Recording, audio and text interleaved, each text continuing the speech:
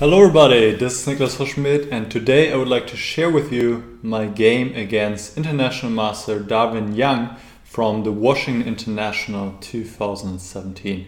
So before I begin, maybe a few words about the tournament. The Washington International was held in Rockville, which is very close to Washington DC, and it was a 9-round tournament, quite strong, and I participated there in early August. For those of you who don't know, I played 3 tournaments in the US, so I made like a huge trip and played a total of 23 games in the course of a little bit more than 2 weeks, so a lot of chess in a very short amount of time.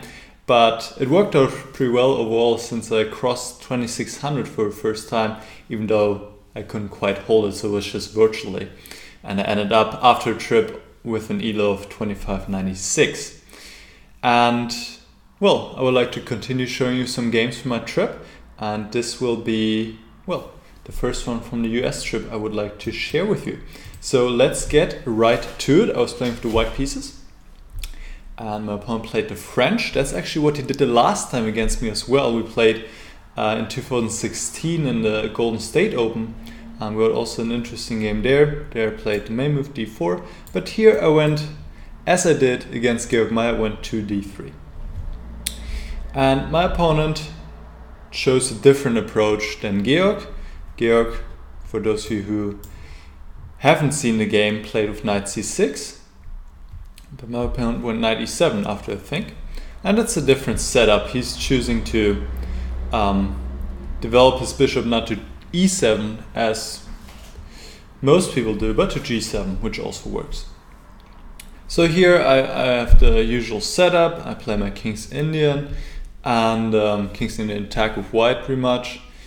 And now it's time to go e5 and close the position. And this is one of the features of this opening. And many such positions, white has the space advantage here on the king side, and black will have more space on the queen side and will himself try to push his pawns forward, while white might start an attack against the king at some point. And what I really like about these positions is that all the pieces stay on the board. And it remains really, really complex, and we'll see this in this game as well. Actually, in fact, I had another game at the Manhattan Open, which was after this tournament, where I played the same opening, and check this.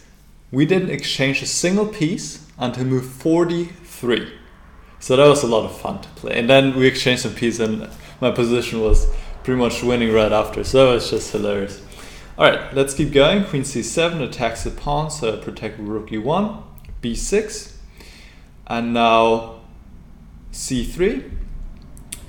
And what helped me here was that I had practiced this kind of position with my friends in Berlin. For my German viewers who know the series Blitzen mit Freunden, blitzing with friends, there we played this position a number of times, and I already knew kind of how to position my pieces, and I knew that the knight is often well placed on a3, and a5 here is actually a positional mistake by my opponent, because now I play a4 followed by knight a3, and it becomes very difficult for black to create any counterplay on the queen side, because his pawns are kind of fixed, right? Whenever he goes d4, I go c4. Whenever he goes c4, well, maybe I can take, maybe I just go d4, keep the position close, and I play on the king side.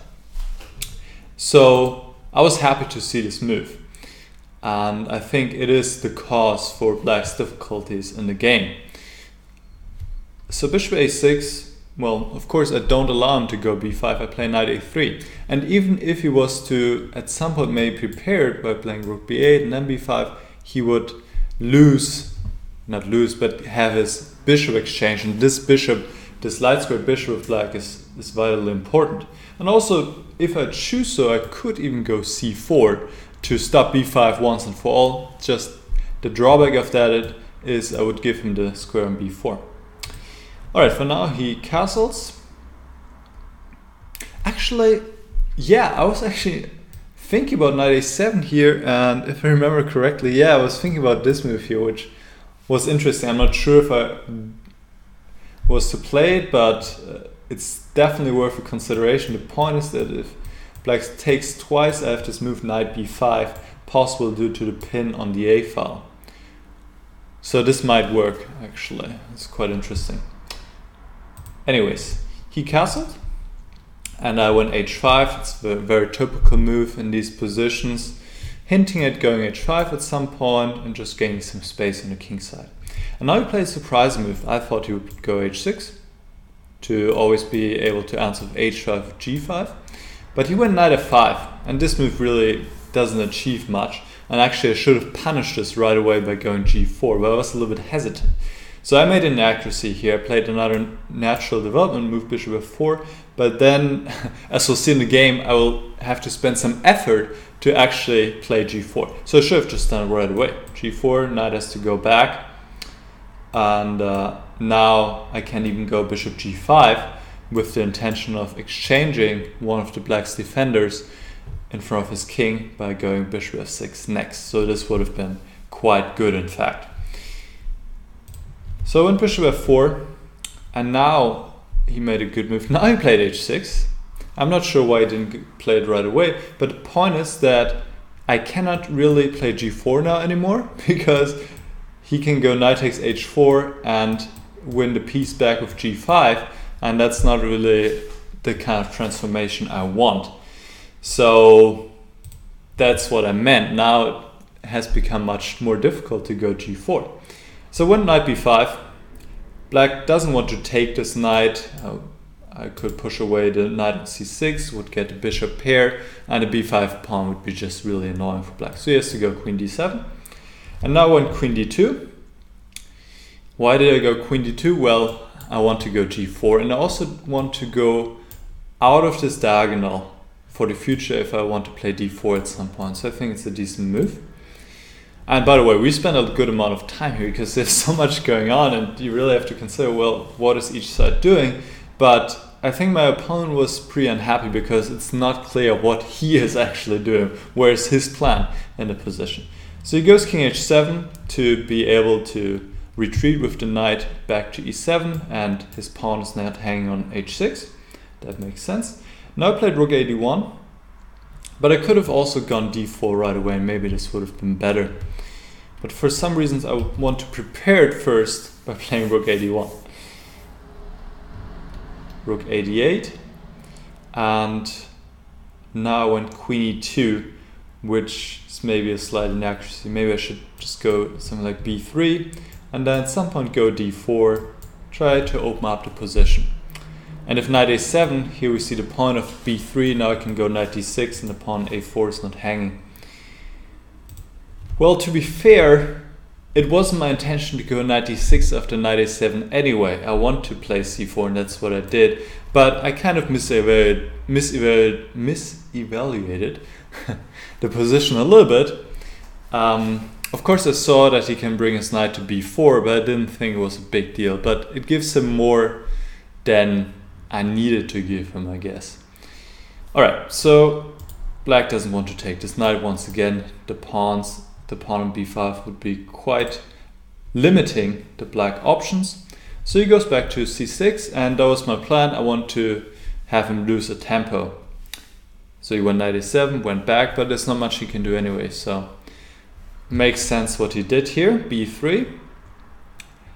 Protecting a pawn a4 for the future. He went knight b4, and now I go d4. I thought it was about time to do something in the center, and he still plays correctly. Knight ec6, good move, and the position is actually balanced and balanced. Can't speak, but neither my opponent or I thought so. I mean, my opponent, from his body language, she was really unhappy about his position. It seemed to me, at least. So here I took on c5, and now I just played the bishop back to g3. Just prophylactic move, put the bishop there, and maybe have in mind to go h5 at some point. Actually, I played next move, just to use the move I found. I also want to see what is he going to do next. And he went bishop b7, which is an inaccuracy. He should probably play something like queen e7 and double on the d file. The position is roughly balanced. So he goes bishop b7, and I go h5 to see what's going on there with the king. ask some questions. And he goes knight e7. Maybe he should go g5. That's also not a move you really like to play because it is weakening the diagonal, the b1 h7 diagonal to a king. So he goes knight e7. I go knight d6. And black wants to keep his light squared bishop, so he goes bishop c6. And now I go c takes d5 because I had spotted that I can bring my knight to f6 and I quite like that. There was a good alternative though. It was the move h takes g6. When after knight takes g6 I can go knight h4 and trade those knights and possibly even bring the bishop to h4, and that would give me a nice advantage. An important point here is that knight takes e5 doesn't work, which is actually a typical motive and something I always had to watch out for, and because my knight would be hanging now, but here I can go queen f6 and I have quite a strong attack going against the black king. Just the threat bishop e4, and if black goes queen c7, I have g5 takes and knight f5. By the way, those are of course computer lines, and white wins in the attack. Very nice line there, opening up the h file. Alright, I went down a different path. I took on d5 and he takes with the bishop, and I go knight e4, intending both to take on c5 obviously and also playing knight f6 check. So he goes queen c7, defending a pawn, knight f6 check. He cannot take the knight because I would take back, open up the bishop and attack the knight on e7, so I would win a piece, so king h8 is forced. And now I took on g6, which is possible, but g5 was a strong move. I'm not sure what I didn't like here. I'm pretty sure I considered it, but somehow not sure what I didn't like. Maybe knight f5, but here I can respond with h takes g6 takes, and knight h4 is an important move, threatening mate, so black has to take, and this knight on f6 is just super annoying for black, obviously, as it is restricting the black king, and you never really want to take it because then white gets a passed protected pawn on f6, so this is quite a nice position for white. So I took on g6. He took back with the pawn. He probably should have taken with the knight when g5 is possible, but now it's messy after bishop takes b3. So I actually want to go knight takes d5, knight takes d5 and queen c4, and put some pressure on the pawn. I thought, well, I have the light square bishop and I'm doing well here, but it turns out black goes rook b8, puts the other rook on c8 and puts pressure on the pawn b3. I don't have an advantage here, so this is what black should have done. Alright, so let's see the game. F takes, and now I could still go g5, I think. We'll kind of transpose, but I want to take on d5. I want to get that bishop because I thought that's just a very important piece for black, and taking it would leave a lot of squares weak, for example also the king and the light squares around the king, and it actually turned out to be true. Here though, after knight e takes d5, I play queen c4. Instead I had a good move available, knight h4, which I looked at, but I couldn't get it to work. I thought knight c3 was a problem, and then knight takes g6, king goes to g8, not to h7 because then I could take on f8 with check, but it goes to g8, and now the knight is hitting queen and rook.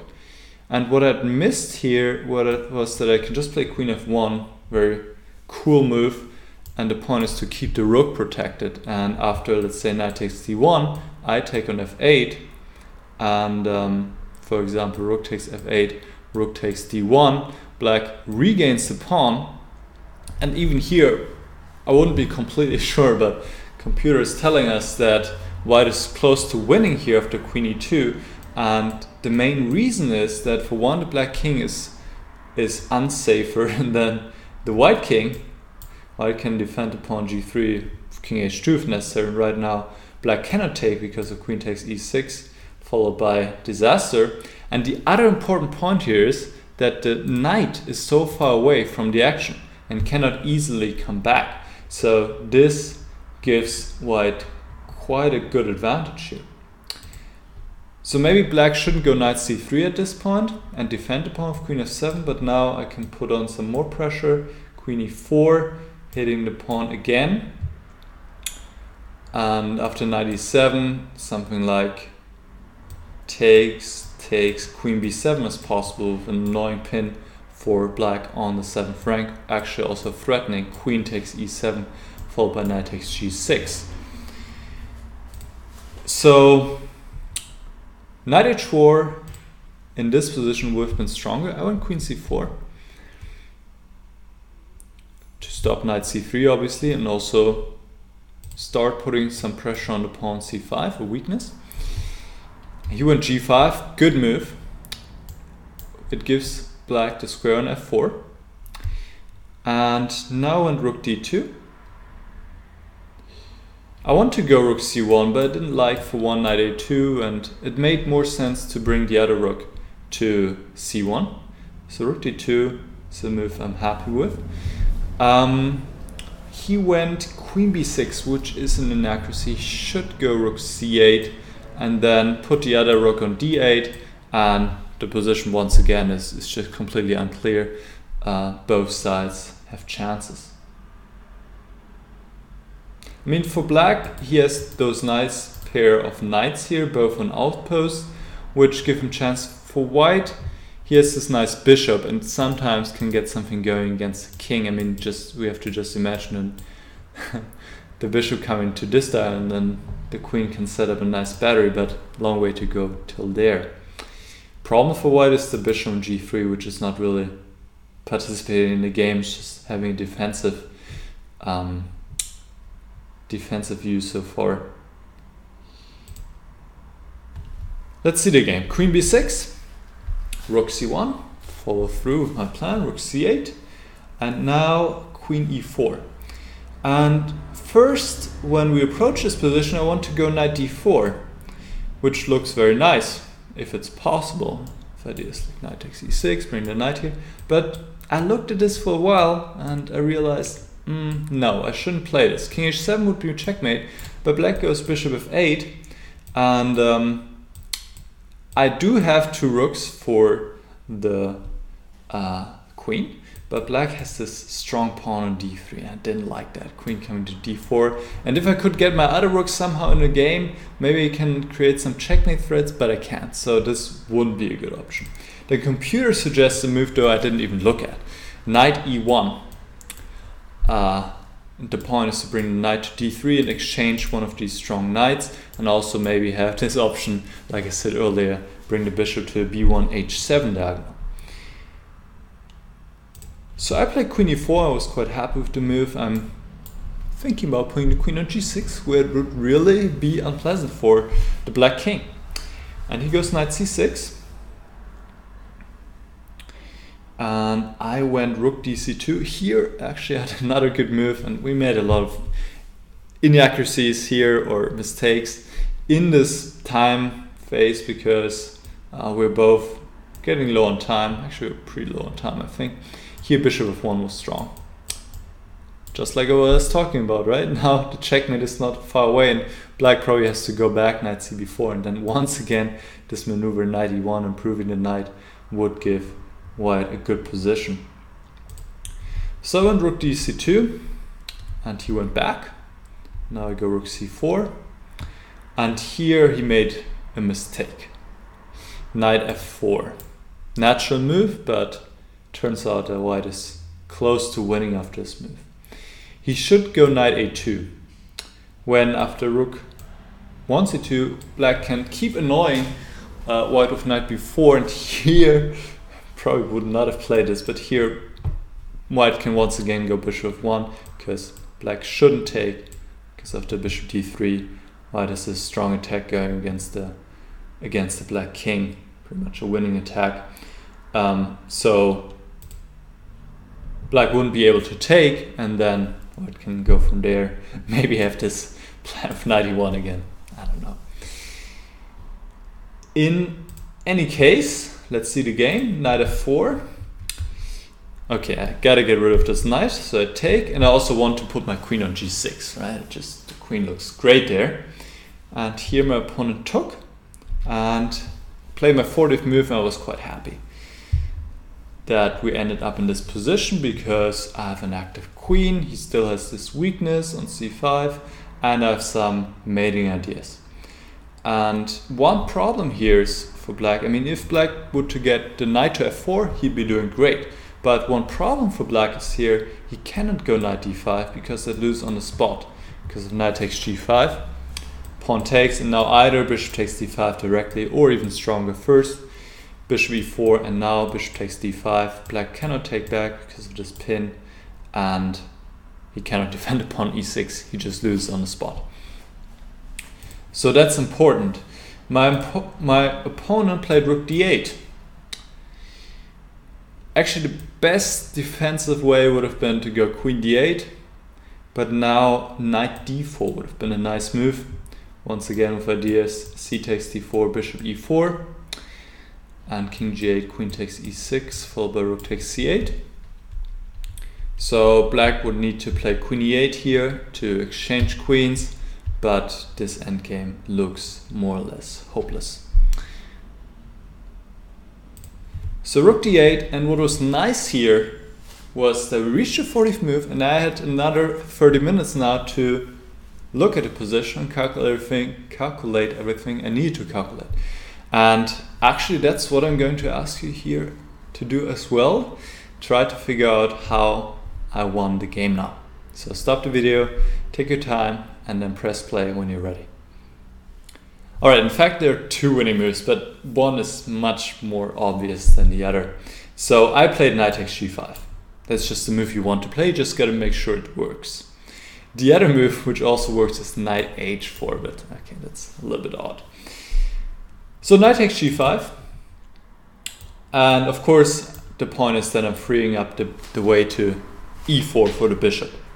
And he goes rook d1. If he takes, I'll play bishop e4, king g8 is forced, otherwise it's checkmate. And now the important point to see is that I can bring my rook into attack with devastating effect, rook c3.